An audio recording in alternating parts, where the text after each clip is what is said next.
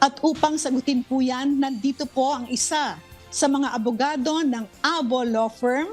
Please welcome Attorney Sheila Domingo of the Abo Law Firm.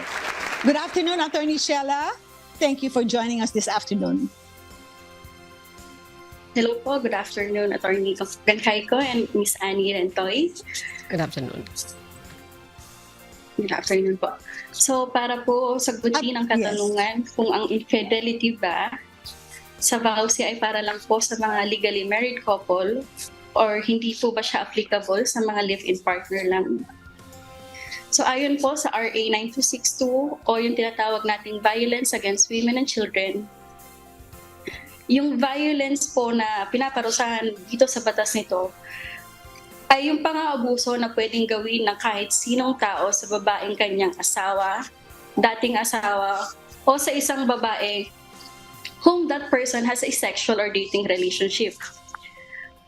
Yung term po na dating relationship dito sa batas na to ay pinaliwanag din bilang isang sitwasyon na tumutukoy sa dalawang partido kung saan sila ay namumuhay bilang mag-asawa.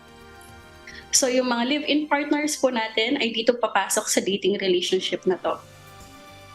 Hindi naman po nilimitahan ng batas o kaya ng Korte Suprema na ang vowsy ay limitado lamang sa mga mag-aasawa. And malinaw naman po yung batas na ito ay applicable din po sa mga babae whom the person or the offender has a sexual or dating relationship. Paano po sila makakahingi po ng tulong?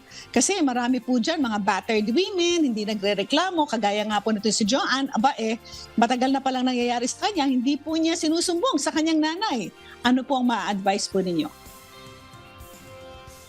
Bale, under din po sa batas nito, yung RT 9262, ang batas po na ito ay nagbibigay ng ibang pagtulong sa mga babae at mga kabataang nakakaranas ng pang-aabuso. Ang una po ay yung pag-file natin ng criminal case under Violence Against Women and Children. Nakadetalyado po sa batas yung mga specific acts kung ano-ano yung mga papasok under dito. Another possible solution na binibigay ng RA 9262 ay yung pag-provide po natin ng mga protection order such as our Barangay Protection Order, Temporary Protection Order, and Permanent Protection Order po.